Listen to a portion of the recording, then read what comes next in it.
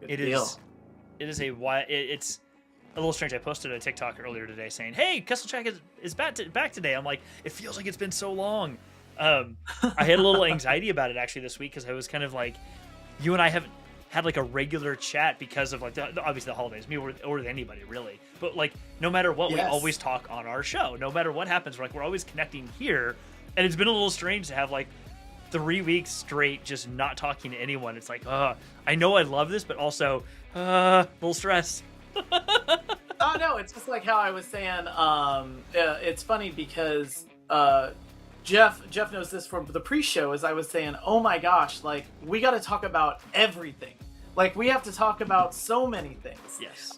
It's not just like the things that the regular catch up. It's like we have to do like tons of talking. By the way, Jeff, I was at SAC Anime Winter 2023 last weekend. I had a blast. I took a ton of pictures with R2D2. The entire voice cast, minus Aang, of Avatar was gosh. there. And so many people from so many different places. It was amazing. If you were in Sacramento and you were able to participate in SAC Anime, oh my gosh, was that great. But there was some amazing cosplayers. Everything from Bad Batch to Rebels to Andor. That would have been so cool. Yeah, man. Yeah, that's the thing that when I got there, even my wife was like, "You should have talked to Jeff about making this a rose, bull, yes. horns and thorns type event." And yeah, I hadn't even when we got there, I was just like, "Oh yeah, it'll just be a lot of fun." And no, it was something really special. That's so cool. I would have loved to. I made a lot of progress on my cosplay. I think I told you this. I bought a sewing machine and I teach my. Okay, yep. So I made a lot of progress on my cosplay over the break. I've got the tunic is done, my tabard, like the strappy things that hang over that. I finished the obi. I didn't know that's what this is called. The piece of fabric that goes under the Jedi's belt, like their belt with other like multi-tool pockets. There's a piece of fabric you can see. It's called an obi. I didn't know that. I learned this. So I've got that done. I bought the shirt, like a Ren Fair type shirt that has strappy things to go under everything. So I have a long sleeve shirt. I gotta get some pants and boots now, but like it's getting close. I finished making the robes. So the Jedi cloaks, the Jedi robes, I made those. Those are all done. So I'm getting there. I'm so ready to get out and like actually dress up for an event.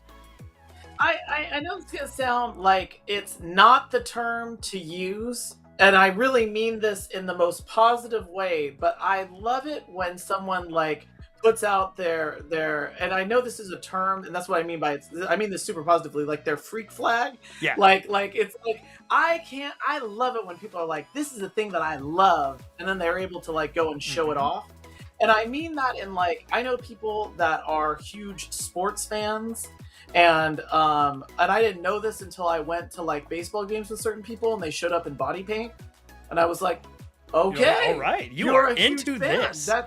That's cool. That's awesome. And it's just someone that I appreciate, people that invest a ton into cosplay, and to really get that authentic costume. If you're not following Jeff or the Kessel Chat on Instagram, I would recommend anybody to go back and check it out. Jeff's been putting so much time into this, and it's so cool. But I also just like, Jeff, that you found this like super creative way for you to express how much you enjoy the franchise. But then also like, if people haven't been to conventions, a very common thing is when you see someone who is in an amazing outfit that they've built, you take pictures with them. And I can't wait to see the people that are going to be taking pictures with you, Jeff. Like, to put this in perspective, when I was at SAC Anime, I took a ton of pictures with a variety of different groups that were that we met with. Mm-hmm. So, like, for example, there were scout troopers that I met. There were so many cool, really, really cool costumes that were there on site. That's awesome, dude. Seeing people. One of the things that's been fun for me in doing this is making it. Like, I'm making the thing. It's been great. And Yeah. there's a couple of separate side of that I love too. But there's a whole community out there that is, I mean, you can imagine there's a community around something like this. Getting to meet those people. I was introduced to somebody on TikTok when I posted my first video, and they're like, oh, well, you should follow so-and-so. And they tagged this person. They're like, they do a lot too. That person commented on my video, and she and I now DM all the time. I asked her stuff. She's got a whole Avar Chris cosplay from the High Republic. Wow. She was just accepted to the Rebel Legion. That was her goal to make this stuff. But she's been doing other cosplay for years. And it's great because we talk, and then other people see our videos, and then they respond back and say, "Oh, here's what I'm making," and you get pulled into this whole community of people that love doing it too, and they want to help each other. And it's like, oh, this, even if we're not physically around each other, this feels really good. You're part of something, which is a lot of fun. No, I think you hit the word. I think you put the word community in there, and I feel like that's the thing that I value so much about what we all have. It also creates kind of a really interesting bond between people. Straight up, everybody, I would have always been Jeff Bull's friend, regardless of us whether or not we would have ever known that we like the same things. Jeff Bull's just a cool dude. But knowing that we also had this commonality kind of created a really cool thing that we could just really dive into, and that's how it is all around the world. Anytime I run into someone who's a huge Star Wars fan or Star Trek fan, or cares a tremendous amount about sci-fi, over the winter break, I got really into D&D. My kids were asking about that, and so I was like, yeah, well, I'll talk to you about how D&D works. And I think that's because of Stranger Things. But yeah, it's great to have that community. It's excellent to have that community. Yeah, it definitely makes a huge difference. It really does. Well, we have got a lot to talk about because we've been off for weeks. So much to talk about. I did list the show as kind of the Bad Batch, but you're right, Ryan. We've got too much to talk about to narrow it down to just that. So why don't we get into it, and we'll just get started, and we'll see where we go today. I don't know. Yeah, I'm excited.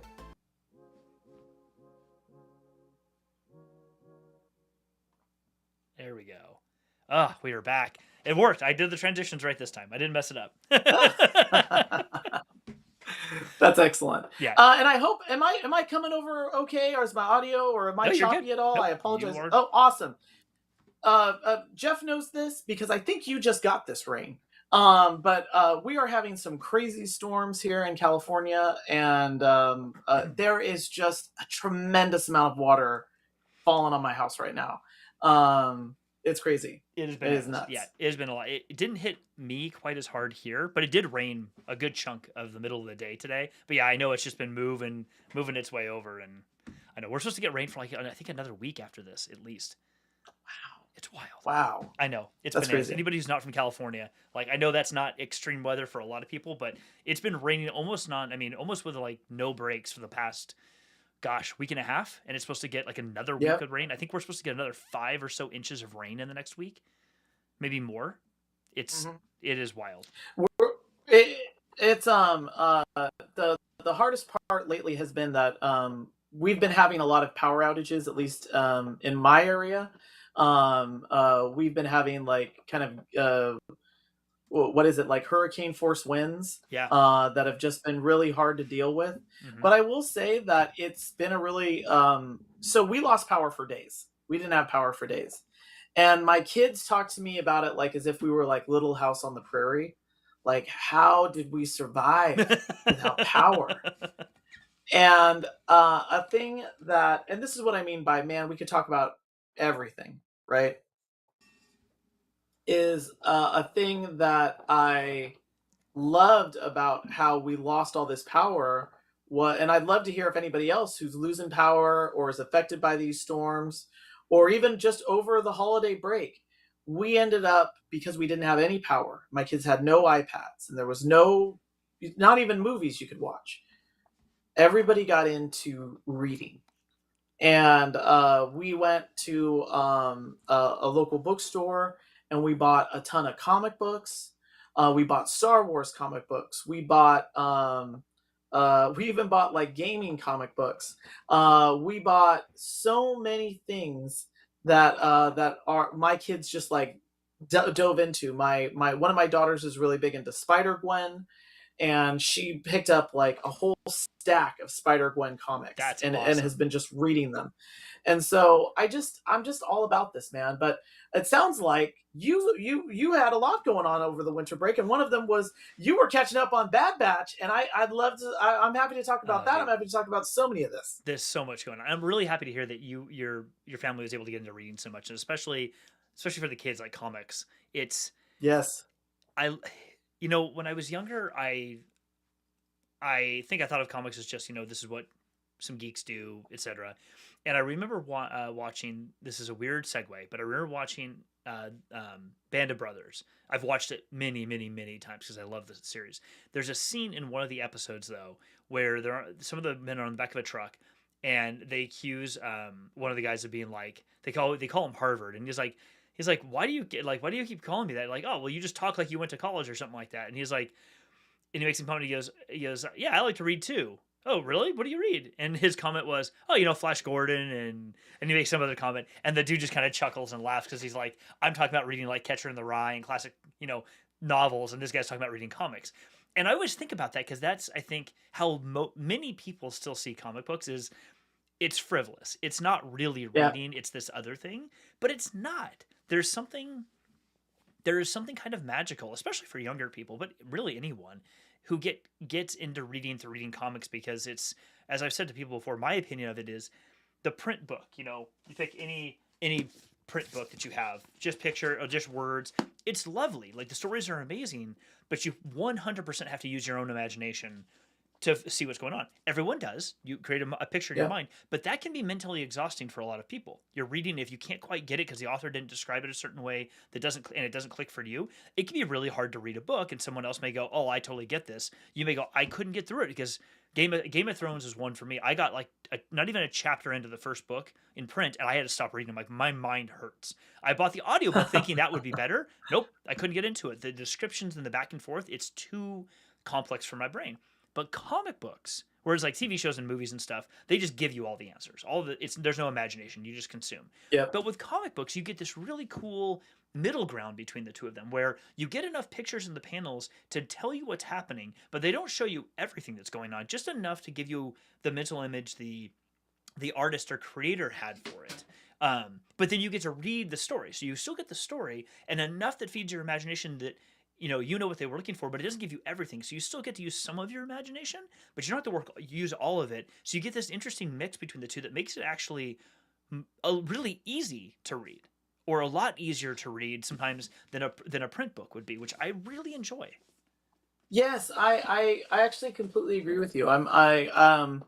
So I just again like because I we're gonna talk about the Bad Batch. We will get to that. As it happens, Jeff and I have not talked for like 4 weeks, so we're all catching up in life. Um, but the at the start of the holiday break, I was going to read the Lord of the Rings again, and As one does. and so I as one does during a holiday break. It's a holiday classic, Lord of the Rings, just like Night Before Christmas. And so I spent a bunch of time like getting in like reading Lord of the Rings, but I did end up because we did have that power outage, and we went totally old school with the kids. And we said, hey, we had to decamp. We had to go to a hotel. Jeff knows this. We had to go to a hotel because it was so cold in the house. And we were just getting to a point where we needed to like get everybody up and out, and also have a place where we could get hot water. And so then we ended up buying so many comic books, and I even have it's up on my shelf here, right here.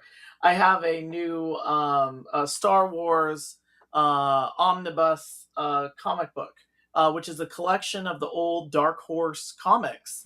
And I was able to pick that up, and that's all now. I think in the Legends realm of Star Wars. Mm-hmm. But oh my gosh, if that isn't a lot of fun to go back and read. And to your point about how easy it was to read, I'm still in the Fellowship, or I'm about to move into the Two Towers here. I have already read the entire Star Wars omnibus comic, which is like this thick. I was able to just move right through it, and I loved all of the old artwork. It's funny how Mark Hamill is depicted almost in He-Man like qualities. Yes. I don't understand that. Harrison Ford too. But I just so enjoy. It's funny. There's a positive side to when you were saying frivolous. I thought about almost how positive that is sometimes. You know, the world is a little heavy, and there's a lot of things going on right now. And sometimes sometimes it's nice to have a candy bar. Yes, I totally agree with you. And comics are kind of that, like, they're an it's kind of like the candy bar of literature. It's a lot of fun to read. It still has depth. You can still have amazing experiences. If you want to, you go and read All Star Superman. It's one of the greatest comic book collections of all time. All Star Superman. You're going to have a visceral experience reading that. That's an amazing story. V for the Vendetta. These are amazing stories. But you can also just, like, I don't know, pick up a Marvel comic and have just as much fun. I had picked up this epic collection, the New Republic Volume 5, but it's Dark Empire, and it's the oh wow, it's I don't know if you'd call it an omnibus, but it's like the full thing. It's like this is like an inch and a half thick. But you weren't kidding about Luke. He has this sort of like quality about him in this representation, like a total badass with this huge cloak, and he just looks super intense and everything. I mean, granted, he's supposed to be kind of working for the Empire here, so it makes sense. Yes. But still, you're right. Like, it's a very different style of artistry than we see of these characters today. It really is. Yeah, because now there's a push for realism, and you can even see it in, like, how the artistry is in, like, the Bad Batch. Mm-hmm. Like, if you look at the cartoon that was inside of the Star Wars holiday special from, like, 78, 79. Mm-hmm. If you look at the cartoon there, Han Solo looks insane. Like, I mean, he's like, his eyes are like way out here. It's like it's a weird style. If you look at the Droids cartoons that came out, those are also, like, really, like, stylistic of that era, almost in that Saturday morning or Sunday morning comic book strip that would be in the newspaper. Yeah, like that's like that artist style. Whereas now everything is, like, full realism. And you can even see that in things like the Bad Batch. You can see that in a lot of the stuff that's out there now. I actually watched the making of the Bad Batch show, and they were talking about how much work goes into the design of the characters to give that realistic impression. I didn't realize that they designed them with skeletons, with tissue, with, like, muscles, and that when that's why I'm sure many people get that human connection when you're watching the Bad Batch. A large part of that is because of the work of that animation style. I'm a big fan of realism. Although I do like certain things that are, like, thematically, like when it's their own thing. Like, I don't need it to look like it's a caricature. Bad Batch has, and Star Wars animation generally has its own style. But I think it's just amazing, like, how far it's come from, like, He-Man, Luke Skywalker to ultra realism.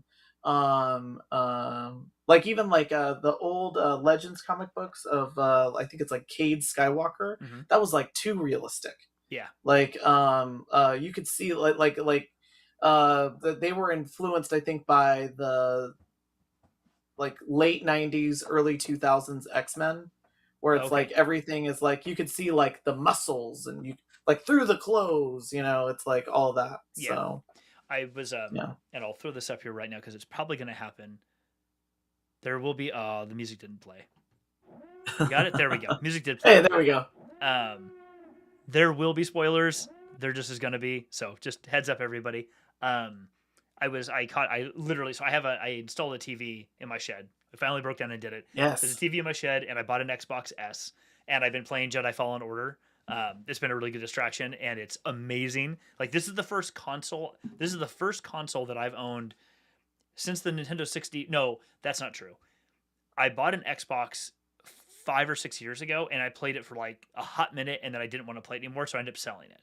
It's the first time I've actually had one. I've been playing this not nonstop, but it's sort of been like a Breath of the Wild for me. Like, I just been really into it. Anyway, I was earlier catching up on the latest episode of the Bad Batch before we watched today, and one of the things I noticed is in this episode, it's highly centered. Episode 3 highly centers around Crosshair, and in it, there's a couple scenes where he's laying in his barracks in his room, and when he kind of laying there with his hand on his head, and they're on his face, and there's the shadow, and he's got the 5 o'clock shadow, like he hasn't shaved, and he's but it's like you can clearly see the stubble and the darkness and the dark shading around everything that he's got going.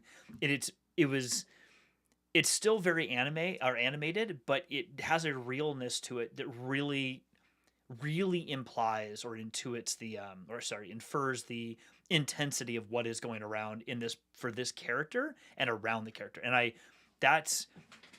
don't want it to get much more realistic than this. Like, I kind of like the sharp angle style of cartooning or animation they do in the Bad Batch, but I very much like that it has enough realness in the Bad Batch designs themselves relative to some of the other characters, so you feel like you can connect with their characters even more so than probably some others, which is really interesting. Yeah, I really like what they've done with the Bad Batch as far as like its design aesthetic. Actually, the design aesthetic for Star Wars animation took me a little while to get through. It's funny because ultra realism is what you see in like Fallen Order. You know what I mean? Like wavy, that said, the hair is swimmy and wavy and all that stuff. Yes. Like, you can see individual lines of hair. Like, I mean, it's high detail. By the way, Jeff, I too also struggle with the consoles.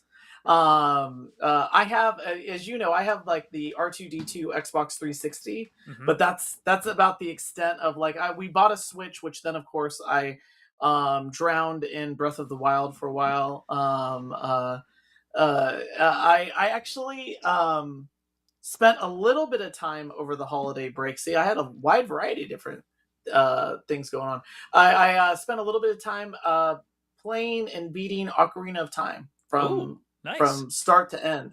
I wanted to see how fast I could go through that game and beat it. And that was also like old video games, like old books, like Star Wars for me is kind of like visiting an old friend. It was great to go back and play Ocarina of Time. And so where I'm going with this is that the animation style for Bad Batch is one of these things where it's like I feel like they finally settled on something that I really like. Yeah. I remember when the Clone Wars movie came out, and I thought, this looks like Pixar met the Thunderbirds. You know what I mean? Like I never thought about it like that. And now I'm trying to picture what that mishmash. I'm like, oh my god, that's hilarious. You know what I mean? I might have just dated myself, but the Thunderbirds was like a puppet show where they like had like their little ships and whatnot, and when the jets flew, they flew like this because they hung on the string like this. Exactly. And I'm not saying that I'm like I was watching Thunderbirds. I'm just saying I know of it, and YouTube Thunderbirds, totally. And you'll know what I'm talking about. and but the thing that they had is they were all cut out of wood. So they're like the hair was like a big chunk, and the forehead was like a big chunk, and so that was Thunderbirds, and the thing that when I saw and this was the Clone Wars movie. This was the Clone Wars movie where we meet Ahsoka Tano and everything else. Like I remember thinking, I don't know if I like this animation style. And then over the course of time, they kind of got rid of the Thunderbird-esque of it all, and really like, and then you got these amazing artistic designs that came in, like the father and the son, Yes. the you know what I mean, like basically Jeff, the tattoo that's on your hand, like Yeah. that's now they're at their peak of Mm-hmm. aesthetic design there, and I feel like they took that design and then and they diverged from it for a little bit and did Rebels, and I was like, I don't know if I'm not liking that. And then they, in the Bad Batch, I feel like they've succeeded in the best version of that, and that's what I think makes these shows something that people want to watch. Yeah, I agree. It's not just the story; it's the storyline. Obviously, if you don't have that, it's nothing. But it's the whether it's this or Andor. I feel like they've really hit on an aesthetic design that aids in the storytelling. Um, Mm-hmm. with they have missteps here and there like Boba Fett. But they've really hit on something here, and yeah, I'm not fully catched up on season 2, so I'm midway through. Mm-hmm. But I'd love to hear, Jeff, like your thoughts on kind of where this is at and where you think it's going to go. For sure. Before I do that, though, couple things. One, thanks everyone for being here. Really appreciate it. Hopefully everyone is good with the new time. We're going to really shoot for Fridays at 2 p.m. going forward. A little bit easier for Ryan and I, a little bit early in their day for everyone, so hopefully more people can attend with us. Anyway, just want to say thanks for being here. Like and subscribe and all that fun stuff if you can. Absolutely, it helps the channel. Thank you so much. We love having you here. But yeah, tell your friends about the Kessel Chat. Tell your friends, tell your family. Um, I'm with you. I very much like the way the animation style looks now, and I agree with you. There's some shading and other things they do in the characters to give them a more lived in sort of look. And they also, Yes. something else they kind of adapted beyond, thankfully, was when the show first started, a lot of the not the clankers, the a lot of the clones and other characters as they would run, it was almost like they hadn't caught up their running, or the running was going too Yeah. fast for the motion of the ground. So sometimes it would look like they were kind of like and then almost sliding across the ground a little bit. And they've corrected a lot of Yes. that, so everything feels more like it's actually real, like something's physically happening, and I appreciate that. I will say, Rebels took me a season to get into. It took me about the first half of that season because the animation style at first it's kind of cartoony, felt a little campy to me when it first started. But after the first season, I was hooked, like absolutely hooked. I love the story; it felt great. The one I Yeah. couldn't get into, and I tried, was Resistance. I loved Yep. how different the animation style was. Like, oh wow, this is wild. I've never seen this before. Okay, I really want to try this. It really for me was the story. I couldn't get into the story. I tried multiple times. I'm also finding a lot for me that the First Order as a antagonist doesn't do it for me. It feels too duplicative and almost so intense, like almost so fascist that it feels otherworldly to me. Whereas the Empire feels more real. That's a terrible way to say that, but the Empire in the Skywalker era and all these other things feels real. Like this really happened, and it hurts, and it's intense, and it triggers your feels. The First Order to me feels almost so intense that it's cartoonish. And I think any You stories know, that come up with that really hard, I have a real hard time getting it. Like feeling so like they're the bad guys. They almost feel like a I joke to I me. I I feel like you and I must have, again, everybody, Jeff and I have not talked for 4 weeks. You and I must have been working on the same thing. I've been untying that knot about the First Order. In fact, last week I got into a wonderful conversation with my wife that I'm sure my wife absolutely loved about my issues now with the sequel trilogy. And when I mean I had a conversation with my wife, it was me ranting about the sequel trilogy while my wife very politely ate dinner. Shaking her leg into the table, like, uh-huh. Yeah, Uh-huh. let's keep it going. But I mean this honestly. Like because I went back. Something was recommended on my YouTube feed, and it was the trailer for The Force Awakens, not the teaser, the trailer. And I I I just remember how much promise that storyline had.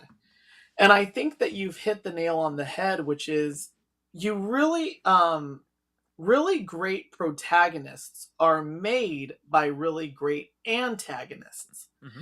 And so when and I don't know if that was, I think, an issue that had not been resolved, and whether it was Snoke or the First Order.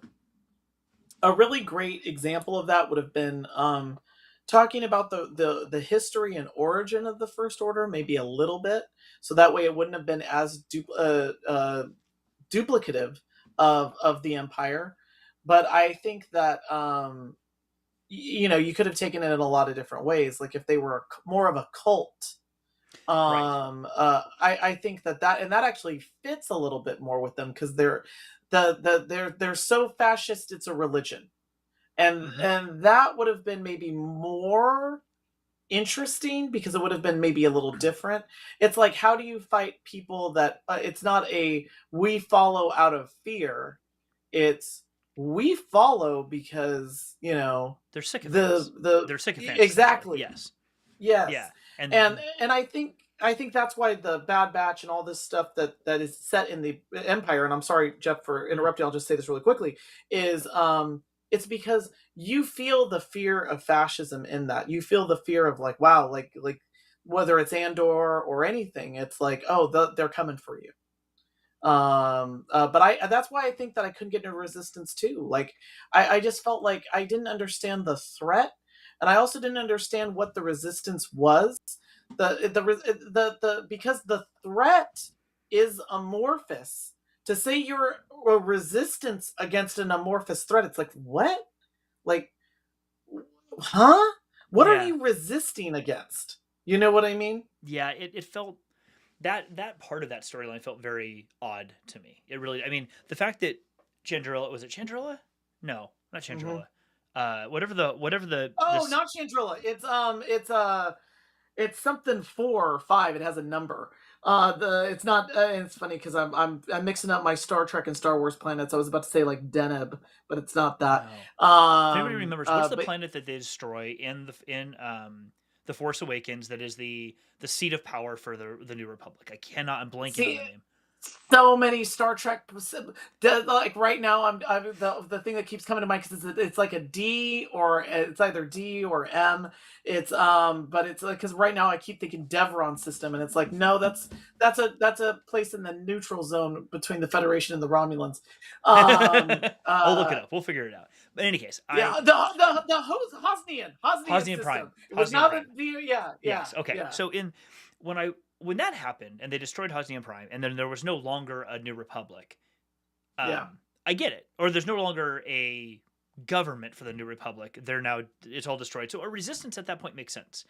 But the problem for me was like you said, having a resistance to an amorphous power that is antagonistic to people in the galaxy, but doesn't really control anything in the galaxy at the moment.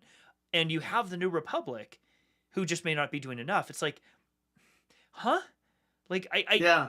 having read Bloodlines, when we learned about Leia and everybody in the galaxy learns who her father was, and in that they tease the idea of the First Order and it coming about, and I get it. And they're like, let's go start a resistance, and we'll start. It's like it's the Rebellion 2.0, but you're not rebelling against anything. You're just creating a guerrilla force to fight a new enemy because your government won't, and it's fine. Like, okay, that's the story, but anyway, to your point about going back to kind of bring this background to the Bad Batch, it's why in watching the first 2 episodes that released last week, that released together, and then episode number 3 that released this week, watching it you feel the feels that these characters are going through. So like in this episode, again, and watching, spoiler warning, just saying it again, in this episode it centers on Crosshair, and it's all from Crosshair's POV.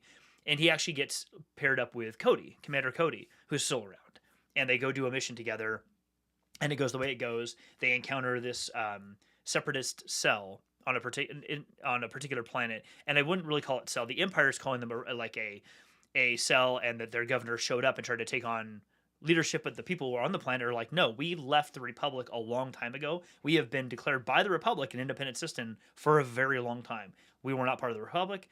yes, maybe separatists, but we were not part of the Republic for a while. They recognized it. We're all good. Your government, the Empire, has not recognized it. We are not part of you. You have no jurisdiction here. And then stuff plays out, and the Empire ends up coming to the planet. But when the interaction that it happens, it starts to really challenge Crosshair. And we're seeing Crosshair in the dark.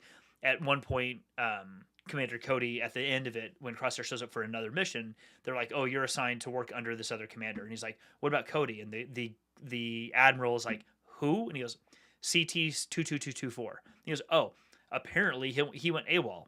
Clones these days, I guess they don't really have the loyalty that they were advertised." And then moves back to his tablet, and Crosshair's just staying there. And a couple times in the episode, you hear like good soldiers follow orders. Like, it's repeating these themes, but we're very much getting a sense of Crosshair is being confronted with, even though you are a fanatic and this is a thing you want, Crosshair, they do not want you. They very much don't want you around anymore, and they don't care. And your brothers are starting to realize, oh, this is a problem for us too. This isn't, we didn't just follow orders. We thought, you tell us, the government tells us, our commanders tell us the Jedi are bad. We do what we have to do. Okay, we followed orders. But they're getting more and more challenged every day. People are there. The Empire is showing them every single time that we don't actually give a crap about you. And in this episode, what was really fascinating to watch is, and hopefully everyone caught it, is you see the difference in stormtrooper or trooper helmets in the episode. So you see a clear difference when a new group shows up to help out Cody and Crosshair. They have a newer style helmet and not the clone style. It's just a little different, like a little bit more rigid brow above the eyes.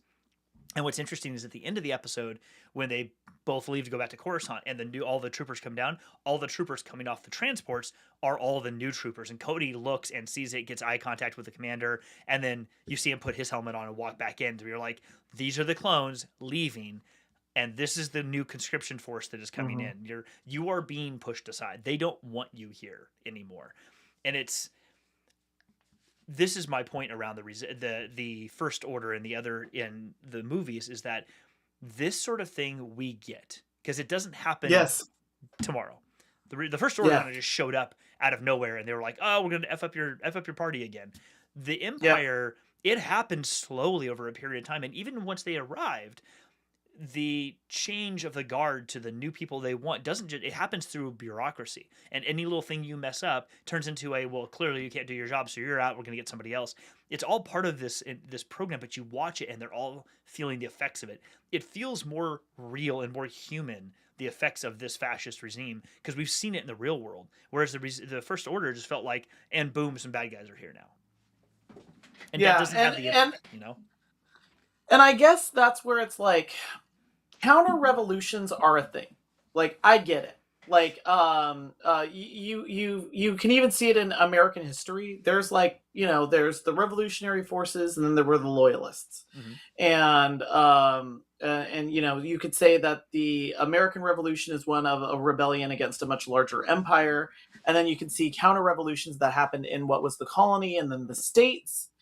But and again, I almost feel like they took that as a model, because the early United States struggled as a federation of entities for the common good. So like you even had states for a short amount of time thinking they might have to fight each other, which eventually they do.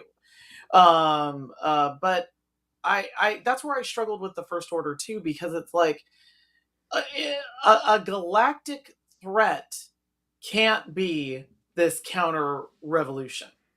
It can't be a. I struggled with that so much, Jeff. Like, because I always was wondering, like, what is your threat? Like, how big are you? The Empire seemed, and they even show it to you in A New Hope. The Empire is big. It's the big ship. The rebellion is the tiny ship, and it's being pursued, and the light of the universe is being taken away. The First Order seems well equipped. It seems it's got all these things that are going on, and it seems like it's an omnipresent threat to the galaxy, but it's so hard. It's so hard to really figure it out. So it's yeah, interesting. I struggled with this. I was thinking about back to was it Last Jedi? Mm-hmm. Was it Last Jedi? Which was the one that starts off with a huge yeah, it's Last Jedi, because it's the one that starts off with the them all arriving at that base the moment that the everyone feels like it's good from the end of the first movie. That's right. Okay. Yep.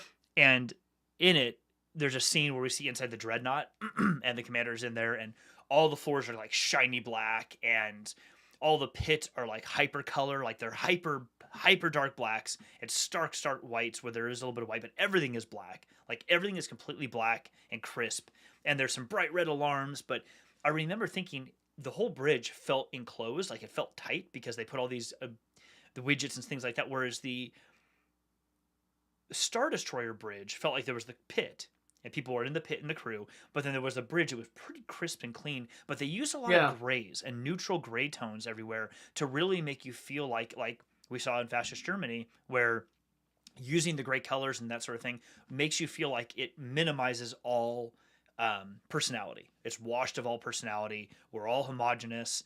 This is how this is. And what I feel like I see, and that is like what we were saying earlier, it's almost an over rotation to, but we're more intense homogeneity. It's like that's not how that works. Like that's not you can't be more homogenous. Like you either, it's one of those things that if you are, then you're there. It's not really a spectrum. You were like and so when they show up and they're all like intense and they're after this and running around, it almost feels like controlled chaos rather than, so almost like you made this militia force, but you have a much bigger than a militia. You put everyone together. It's not really real. I don't know. Everything about it felt not real to me. Yeah, and I guess that's always been my issue, and that's why I feel like I've really like everybody I think knows who's been watching the show knows how much I think of Andor. Like Andor is my favorite Star Wars property, which is a lot for me to say. Andor is my favorite Star Wars property, and I would have never thought something would have overtaken Empire. But I love Andor in a way where it's like it's not something that I watch every day. It's not like it's not something I'm like, ooh, you know what I want to do? Watch Andor. No, I never feel that way. No. No. But I can acknowledge that Andor is really a feat. It's an amazing thing, and just like with the Bad Batch in Andor, it's because it's the storyline, it's the artistry of what they're trying to produce, and it's the thematic elements that they're trying to get to. Just put that over here. I feel like that was missing, and I don't know why I ended up thinking about this over the holiday break. It's because I had time on my hands, Jeff. And I started thinking about like if I was to have redone the sequel trilogy, what would I have done? And it started because watching the trailer for The Force Awakens, which by the way, I don't know if I ever really liked that title. The that I remember the way that it's set up in that trailer. Rey says, as she's talking to Han Solo, she says, we've heard stories of that time. And Han Solo says, it's true, all of it. And he seems very vulnerable about that. He says, the Jedi, the dark side, the rebellion, everything. And there's a part of that where you almost want to say like stuff obviously happened, and what could have been done really well there is just a removal of things a little piece at a time. That would have ultimately shown over the course of that movie the real threat. And I think that would have allowed episodes 8 and 9 to really just deal with that threat. And again, a fanatical group would have been better than, oh, you thought fascists were bad? What about super fascists? like that's like we've seen that before. You should have done something else. And I will give it to Rian Johnson, who I still think is fighting a J.J. Abrams battle. Yeah. A battle against J.J. Abrams like movie making. And Jeff, did you do the thing over the winter break that so many people did? Did you watch Glass Onion? So no, but I did watch Knives Out finally. We hadn't watched it. Shannon and I watched it. I'm like, this is not what I was expecting, and I absolutely love this. So we're like, we had to rent that because we couldn't get it on any of the services, but thankfully Glass Onion's on Netflix. We're like, no, we are watching that. I cannot wait to watch that movie. 100%, man. Like, 100%. The Glass Onion was great. Knives Out was also. I was not expecting that. I'm a murder mystery person. Like I own. This is I admit it. I own all of the variations of Agatha Christie's Murder on the Orient Express. I have all the different. I have a book. I have it in book form. I have it in all of the movies. I could talk to you about Albert Finney as Hercule Poirot. I can talk to you about, of course, I'm blanking on his name. The gentleman. He was in Harry Potter. He played the Gilderoy Lockhart, and of course now Kenneth I can remember that. Kenneth Branagh when he plays Poirot. But I love Benoit Blanc. And Daniel Craig. A good character he is. We watched the movie, and I remember telling my wife, I'm like, you know what? I wish that we could have gotten more stylistically of like these movies from Rian Johnson in Star Wars. I would love to see that, because this is like, I want to see more of this. It doesn't have, the camp doesn't have to exist, or it can. Like, we could use that too. But I like the idea of what we saw from Abrams, which just felt so forced. I don't mean to be rude. Like, anybody who loves Rise of Skywalker, no. It's awesome. But like, go for it. Love it all you want to your heart's content. I just feel like it feels forced. So I'm going to tell you something about a thing that is often in murder mysteries is a mystery box. And for those of you who have seen Knives Out, you know that Knives Out is the anti-mystery box. And it is that is a lot of fun. It's more like a donut and then a donut in a donut. Sorry. Exactly. It's if you had a mystery box that you could see all the way through. And it was a clear mystery box, if there's such a thing. And J.J. Abrams is famous as a director for saying mystery box. I love mystery boxes, and people love mysteries, but unless there's a really great story behind it, it's worthless. Yeah. And to that end, Rian Johnson used Knives Out to show the problems with the mystery box and how you don't need to have that to make a really great movie.